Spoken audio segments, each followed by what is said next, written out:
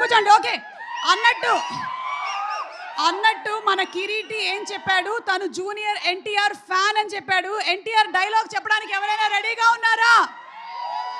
Anybody dialogue చెప్పడానికి రెడీగా ఉండేవాళ్ళు అక్కడ డైలాగ్ చెప్తావా? నేను అంత దూరం నడిచొచ్చి మైక్ పెట్టిన తర్వాత నేను ఊరికే పిలిచాను అన్నావు అనుకో. ఓకే, ఇట్రా తొందరగా రా, కమ్ కమ్ కమ్ కమ్. ఇలాంటి సమయాల్లోనే మనం ముఖ్యమైనటువంటి ఒక విషయం మాట్లాడుకోవాలి. అదే మన స్పాన్సర్స్ గురించి. నీకు మేము ఎప్పుడు ఇవ్వం, ఎందుకంటే మళ్ళీ మాకు సాధించవాలని రప్పించిన మానవుడు మా పీఠమునికే ఎసురు పెట్టటయ్యా. ఓరి మానవ, మతి తప్పినదా, మదమెక్కినదా?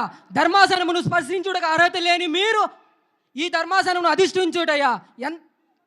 ఏమంటివి? మానవ జాతి నీచమా? ఎంత మాట! వైతరుని వరకు వెంటాడి వేధించి ముప్పదిప్పలు పెట్టి మీ ధర్మసూత్రమును మంటగలిపి 10 ప్రాణములు దక్కించుకున్న నారీమణి సావిత్రిదే జాతి. మానవ జాతి తన భక్తితో సాక్షాత్తు పరమశివుణ్ణే ప్రత్యక్షము గ్రావించి ప్రాణహరులైన మిమ్మలనే ప్రాణభయంతో పరుగులెత్తించిన పసివాడు మార్కండేయుడిదే జాతి. మానవ జాతి నీచమన్న మా జాతి మూలమున ఏనాడు అప్రతిష్ట మూట కట్టుకున్న మీరు నేడు మమ్మ అవలేలం చేయుటయ్యా.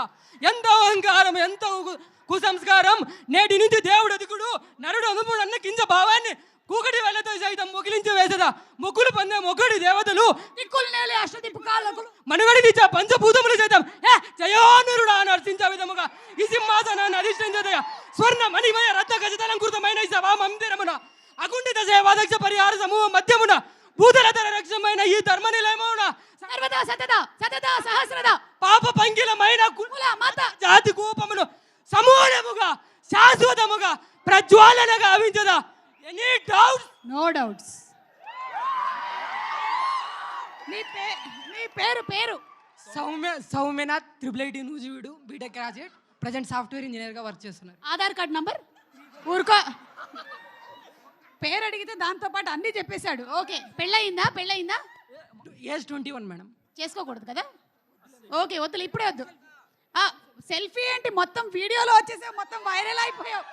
ఏం మాట్లాడుతున్నావు నువ్వు? ఇంకా సెల్ఫీ అడుగుతున్నావు. రేపు చూడు, అసలు మొత్తం యూట్యూబ్ అంతా నువ్వే ఉంటావు. Hello, Mowgli director Sandeep Raj గారు, మన ప్రమోషన్ కూడా పనిలో పని చేసేసుకుందామా?